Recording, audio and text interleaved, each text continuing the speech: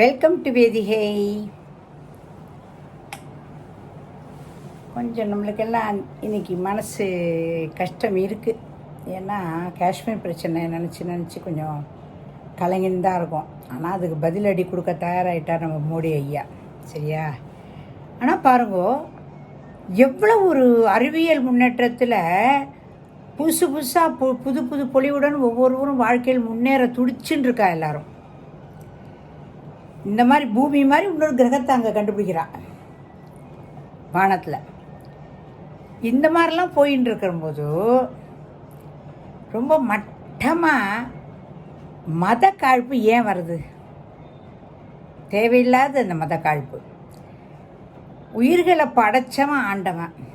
அந்த உயிர்களை எடுக்கிற தகுதியும் உரிமையும் ஆண்டவனுக்கு மட்டும்தான் இருக்குது, வேறு யாருக்கும் கிடையாது. 26 உயிர்களை நீ இந்துவா நில்லு, முஸ்லீமா அப்படி போ அப்படின்னு சொல்லி சொல்லி சொல்லி சொல்லி இந்துக்கள் 26 பேரை கொண்டிருக்கான் அங்கே அமக்கலாம். இது ரொம்ப மனசு, அது இந்துங்கிற ஒரே காரணத்துக்காகவே கொண்டிருக்கான் போது ரொம்ப வலிக்கிறது மனசு. என்ன பண்ணா இந்துக்கள்? அவளை என்ன பண்ணினா? நம்ம மோடி ஐயா கொரோனா காலத்தில் அத்தனை பேருக்கும் மருந்து கொடுத்து அமிச்சு, ஒவ்வொரு நாட்டுக்கும் மருந்து கொடுத்தோ எல்லாரையும் காப்பாற்றணும், இந்த உலக மக்கள் நலமாக இருக்கணும் அப்படின்னு ஒரே நோக்கத்தோடு இருந்தார் நம்ம மோடி. நிறையா பேர் சொல்கிறா, இப்படி 26 பேர் கொண்டிருக்கா, இவருக்கு எங்கே அப்படி மோடி அப்படியே கண்டுக்காமல் இருக்கார்? யார் கண்டுக்காமல் இருக்கா? கண்ணா அப்படின்னான்னு பேசுதுங்க. தேவையில்லாத பேச்செல்லாம் பேசுறது. யார் கண்டுக்காமல் இருக்கா? எங்கேயோ ஃபாரினுக்கு போயிருந்தார், அமெரிக்காவுக்கு போயிருந்தார், ஓடி வந்துட்டார். இங்கே அமித்ஷா அங்கே ஓடி நிற்கிறார், அங்கே போய் நிற்கிறார். எல்லாருமே நம்ம நாட்டு நலனில் நம்மளை காப்பாற்றுறதுல குறியாக இருந்துட்டுருக்கா. அதுவும் நம்மளுடைய இந்திய பொருளாதாரம் நல்லபடியாக இருக்கணுங்கிறதுக்காக சுற்றுலாத்துறையெல்லாம் இது பண்ணி அறிமுகப்படுத்தி காஷ்மீரில் யாராவது போவே பயப்படுவாங்க முன்னெல்லாம். ஆனால் இப்போ எல்லோரும் போய் அங்கே போய் காஷ்மீரில் போய் இருக்கிறதுக்கு என்ஜாய் பண்ணுறதுக்குன்னு போகிறான். முன்னெல்லாம் சினிமா படம்லாமே அங்கே தான் எடுத்திருந்தா. நிறைய இந்த வைஜெயந்தி மாலா, ஜெமினி கணேசன் நடித்த படமெல்லாம் அங்கே தான் நிறைய ஷூட்டிங் நடந்திருக்கு. இப்போல்லாம் ஷூட்டிங் கூட யாரும் போகிறதுக்கு பயந்துட்டு இருந்தால் ஒரு காலத்தில். ஆனால் இப்போ மோடி அதெல்லாம் தகர்த்தெறிஞ்சு எல்லோரும் போகலாம் அப்படிங்கிற அளவுக்கு கொண்டு வந்திருக்கார். ஆனால் எவ்வளோ பாருங்க, காழ்ப்புணர்ச்சி தானே இது, பொறாமல். மோடி நல்ல பேர் எடுக்கிறதாவது அப்படிங்கிற ஒரே எண்ணத்தில் இவன் என்ன பண்ணியிருக்கா, அமைதியாக இருக்கிற இந்தியாவை சீண்டி பார்த்துட்டான். மோடி ரொம்ப அமைதியானவர் தான், எல்லோரும் நலமாக இருக்கும்னு நினைக்கிறவர் தான். ஆனால் குட்டை யாரும் குனிய மாட்டார்ல. தன்னுடைய நாட்டு மக்களை காப்பாற்றணும்னு அவருக்கு இருக்காதா? மோடிக்கு இருக்காதா? அதனால் என்ன பண்ணுறார்? உடனடியாக செயலில் இறங்குறார். பாகிஸ்தானுக்கு தண்ணி தராமல் தவிக்கட்டும் அப்படின்னு.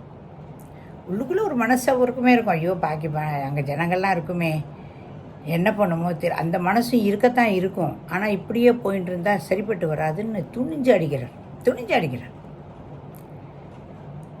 இது எல்லாரும் ஒவ்வொருத்தரும் ஒவ்வொன்றும் பேசிகிட்டு இருக்கா. அந்த மாதிரிலாம் பேசக்கூடாது. குருஷேத்திரத்தில் போரில் தர்மம் தான் வென்றிருக்கு. அதுபோல் நம்ம பிரதமர் இதுலேருந்து மீண்டு நம்ம இந்தியர்களெலாம் காப்பாற்றுவார் நிச்சயமாக. மண்ணுக்கும் பொண்ணுக்கும் பெண்ணுக்கும் தான் சண்டையே எப்போ பார்த்தாலுமே. குருஷேத்திர வார எதுக்கு மண்ணுக்காக வந்தது, பெண்ணுக்காக ராமாயணம். இதெல்லாம் நம்மளாம் படிச்சிருக்கோம். நம்மளாம் ரொம்ப மதத்தை தழுவி ரொம்ப சாத்வீகமாக இருந்துட்டுருக்கோம். இங்கே இருக்கிற நம்ம இந்தியாவில் இருக்கிற இஸ்லாமியர்களும் நம்மளோட அக்கா தம்பியா, அண்ணன் தங்கையா அப்படி தான் பழகிட்டு இருக்கா எல்லாரும். தினமும் நம்மளோட ஒன்றும் போராடலை வாழலாம். இன்னும் கேட்டால் நம்ம மேலே ரொம்ப பிரியமாகவே இருந்துட்டுருக்கா.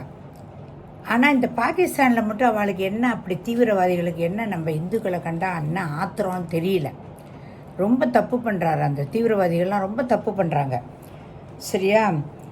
பல வருடமாக அந்த காஷ்மீர் பிரச்சனை இருந்தது. ஆனால் அதெல்லாம் தீர்த்து வச்சார் மோடி. அவருக்கு சோதனை தான் இந்த உயிரிழப்புகள்லாம். நிறையா சுற்றுலாவுக்கு ஊக்கம் கொடுக்கணும்னு நிறைய செஞ்சுருக்காராங்க. ஆனால் அத்தனையும் ராப்பில் பண்ணிவிட்டானுங்க இந்த தீவிரவாதிகள். ஆனால் அதை விட மாட்டார் மோடி. திருப்பியும் அந்த தடையை தகர்த்தெறிந்து தர்மத்தை நிலைநாட்டி இதை என்ன சேதி அப்படின்னு சொல்லி கேட்டுருவார். நிச்சயமாக கேட்பார். இப்போ நம்ம ஒவ்வொரு நியூஸில் பார்த்துட்டுருக்கோமே, ஒவ்வொரு இதில் போட்டுகிட்டே தான் இருக்கா. இந்த மாதிரி குண்டு போட போகிறான் அப்படி அவன் சொல்கிறான். பாகிஸ்தானில் என்ன பண்ணுறாங்களோ அந்த தூரத்தில் கேக்கு வெட்டி கொண்டாடுறாங்களாம். என்ன அநியாயம் பாருங்க. நம்மளாம் செய்வோமா அந்த மாதிரிலாம் தப்பெல்லாம் செய்வோமா? அதான் தீவிரவாதிகளுக்கெல்லாம் புத்தி ஒரு மாதிரி இந்த புத்தியாக இருக்குது. அதாவது என்ன சொல்கிறதுன்னு தெரியல. ரொம்ப புவர் ஃபெலோஸ், ரொம்ப புவர் ஃபெலோஸ். அதனால தான் இந்த மாதிரி புத்தி வருது அவளுக்கெல்லாம். ஆனால் மோடியும் அமித்ஷாவும் நிச்சயமாக விடமாட்டா. ராஜ்நாத் சிங்லாம் விடமாட்டா. எப்படியாவது இதை சரி பண்ணி பழையபடி காஷ்மீரை நல்லதொரு சுற்றுலாத்தலமாக மாற்றுவான்னு நம்ம நம்புவோம். நாம் தர்மமே ஜெயிக்கும் நம்பி எல்லாரும் நல்லா இருக்க நாமளும் பிரார்த்தனை பண்ணுவோம். நம்ம எல்லாருக்காக பிரார்த்தனை பண்ணுவோம். ஆனால் நம்மளை அழிக்கணுன்னு இருக்கிறவாளை நம்ம பார்த்துட்டு இருக்க முடியாது, சும்மா இருக்க முடியாது. அதுக்கு ஏதாவது முடிவு எடுத்தால் தான் சரிப்பட்டு வருவோங்கிறத என்னோட ஒரு அபிப்பிராயம்.